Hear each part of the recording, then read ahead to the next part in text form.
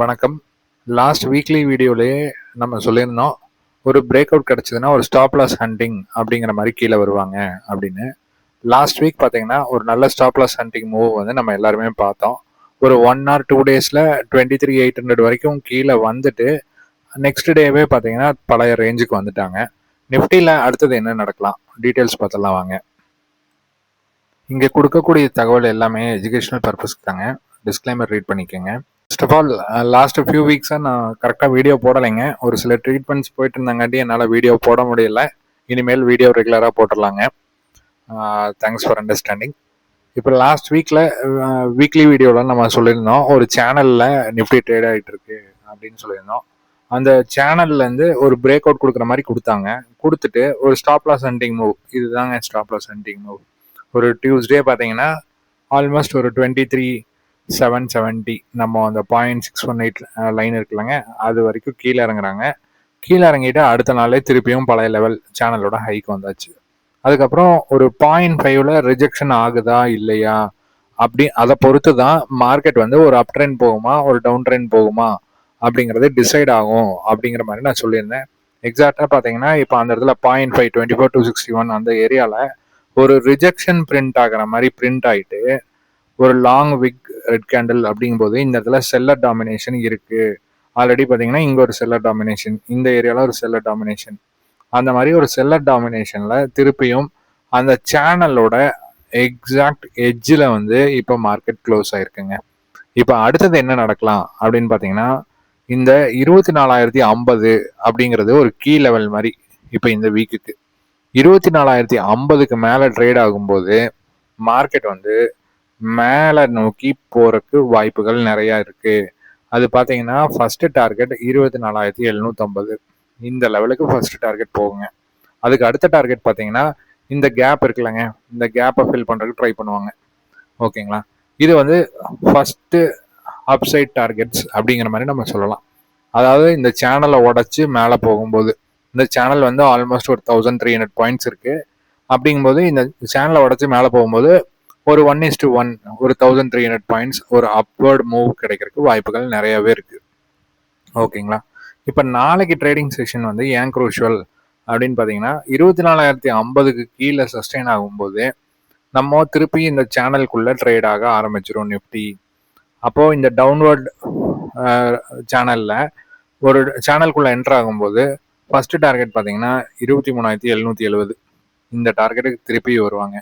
அது கீழே வரும்போது அந்த ப்ரீவியஸ் வீக்ல ஒரு கேப் விட்டுருக்காங்களேங்க, அந்த 23,616 அப்படிங்கிற லெவலுக்கு ஒரு கீழே இறங்கி இங்கே கன்சாலிடேட் ஆகிறதுக்கு வாய்ப்புகள் நிறைய இருக்கு. சப்போஸ் சேனலுக்குள்ள திருப்பியும் நிஃப்டி என்டர் ஆனா, இல்லை நிஃப்டி வந்து திருப்பியும் இந்த சேனலுக்குள்ள என்டர் ஆகலைன்னா நம்ம ஆல்ரெடி டிஸ்கஸ் பண்ண மாதிரி ஒரு ஹையர் ஃபார்மேஷன் 23,260க்கு மேலே ஒரு டே க்ளோஸ் வைக்கும்போது நம்ம அந்த கன்ஃபர்மேஷன் வந்து ஒரு லாங் போறதுக்கு வந்து யூஸ் பண்ணிக்கலாங்க. 24,260க்கு மேலே ஒரு பாடி க்ளோஸ் வைக்கும்போது பார்த்தீங்கன்னா கன்ஃபார்மாக ஒரு அப் ட்ரெண்ட் 24,570, அப்புறம் 24,570 கட் பண்ணும்போது உங்களுக்கு 25,300 வரைக்கும் ஒரு 1,300 பாயிண்ட்ஸ் இப்போ இருக்கிற லெவல்லேருந்து ஒரு அப் ட்ரெண்ட் போறதுக்கு வாய்ப்புகள் நிறையவே இருக்கு அப்படிங்கிறத ஞாபகம் வச்சுக்கோங்க. ஸோ நெக்ஸ்ட் வீக் வந்து திருப்பியும் குரூஷுவலான வீக். இந்த 24,000 அப்படிங்கிற இந்த கன்சாலிடேஷன் ரேஞ்சிலேருந்து வெளியில் பிரேக் அவுட் பண்ணும். அதாவது 23,770லேருந்து 24,260 இது வந்து ஒரு கன்சாலிடேஷன் ஜோன் மாதிரி இப்போ போயிட்டு இருக்கு.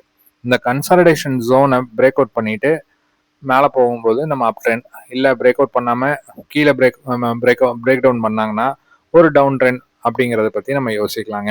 அது வரைக்கும் நம்ம கேர்ஃபுல்லாக ஒரு இன்ட்ராடேல ஸ்கேல்பிங் ஆப்பர்ச்சுனிட்டியை மட்டும் கான்சென்ட்ரேட் பண்ணிட்டு ஒரு பொசிஷனல் ட்ரேடிங்கை அவாய்ட் பண்ணுறது நல்லதுங்க. ஓகேங்களா, ஸோ டியூஸ்டே வந்து நம்மளுக்கு மந்த்லி எக்ஸ்பிரி இருக்குது. அதுக்குள்ளே நம்மளுக்கு ஒரு நல்ல மூவ் கிடைக்கிறதுக்கு நிறைய வாய்ப்புகள் இருக்குங்க. இப்போ பேங்க் நிஃப்டி பார்த்துடலாம். பேங்க் நிஃப்டி நம்ம லாஸ்ட் வீக் சொல்லியிருந்தோம் ஒரு ஹெட் அண்ட் ஷோல்டர் மாதிரி போகுதா இல்லை டபிள்யூ பேட்டர்ன் மாதிரி போகுதா அப்படிங்கிறத நம்ம பொறுத்திருந்து பார்க்கணும் அப்படின்னு நம்ம சொல்லியிருந்தோம். இப்போ பார்த்தீங்கன்னா இது ஒரு டபிள்யூ பேட்டர்ன் மாதிரி கன்ஃபார்ம் ஆகிறதுக்கு கீழே இறங்கலை அந்த 0.382 அப்படிங்கிற 27 250 அப்படிங்கிற கிரிட்டிக்கல் ஜோனை இன்னும் ஹோல்டு பண்ணுறாங்க. ஹோல்டு பண்ணிட்டு அதுக்கு மேலே தான் ட்ரேட் ஆகிட்டு இருக்கு. இப்போ மினிமம் வந்து 57,650 அந்த ஏரியாவை கட் பண்ணலை அப்படிங்கும்போது நம்மளுக்கு அடுத்த டார்கெட் பார்த்தீங்கன்னா 59,000 அப்படிங்கிறது அடுத்த டார்கெட்டுங்க. 59,000 வரைக்கும் இந்த வீக் வந்து போறக்கு வாய்ப்புகள் நிறைய இருக்கு. இல்லை 57,650 கட் பண்ணி கீழே வராங்கன்னா திருப்பியும் ஒரு 0.5 லெவல், அதாவது 55,800 இது வரைக்கும் கீழேயும் இறங்குறதுக்கு வாய்ப்புகள் இருக்கு. ஓகேங்களா? இப்போ டபிள்யூ பேட்டர்ன் கன்ஃபார்ம் பண்ணி ஆன மாதிரி நம்மளுக்கு காமிக்கிறாங்க. அப்படிங்கும்போது ஒரு டபிள்யூ பேட்டர்னோட மூவ் அப்படின்னு பார்த்தீங்கன்னா ஒரு 4,000 பாயிண்ட்ஸ், இப்போ 57,500 அப்படிங்கிற இடத்துல இருந்து ஒரு 4,000 பாயிண்ட்ஸ் வச்சிங்கன்னா ஃபுல் ரீட்ரேஸ்மெண்ட் வேல்யூவான 61,700 அப்படிங்கிற லெவல் வரைக்கும் போறதுக்கு வாய்ப்புகள் இருக்கு, இந்த 57,650 கட் பண்ணலைன்னா. So next coming trading sessions வந்து நம்மளுக்கு ரொம்ப ரொம்ப க்ரூஷுவல். இதுலேருந்து ஒரு பிரேக் அவுட் கிடைக்குதா, இல்லை பிரேக் டவுன் பண்ணி கீழே வராங்களா அப்படிங்கிறத பார்க்கணும். நம்ம ஆல்ரெடி சொல்லியிருக்கோம், பேங்க் நிஃப்டி தான் மேக்ஸிமம் நிஃப்டியை ட்ரைவ் பண்ணுற மாதிரி போயிட்டுருக்கு. ஸோ ஒரு பேங்க் நிஃப்டியில் ஒரு பிரேக் அவுட் கிடச்சி நம்ம மேலே போகும்போது நிஃப்டியும் வந்து ஒரு அப் ட்ரெண்ட் போகிறதுக்கு நிறைய சான்சஸ் இருக்குங்க. ஸோ இதுதான் current status of Nifty and bank Nifty. So நம்ம இன்னைக்கு சொன்ன இன்ஃபர்மேஷன் யூஸ்ஃபுல்லாக இருந்திருக்கும்னு நினைக்கிறேன். யூஸ்ஃபுல்லாக இருந்ததுன்னா ஒரு லைக் பண்ணுங்கள், ஷேர் பண்ணுங்கள், கமெண்ட் பண்ணுங்கள். தேங்க்யூ.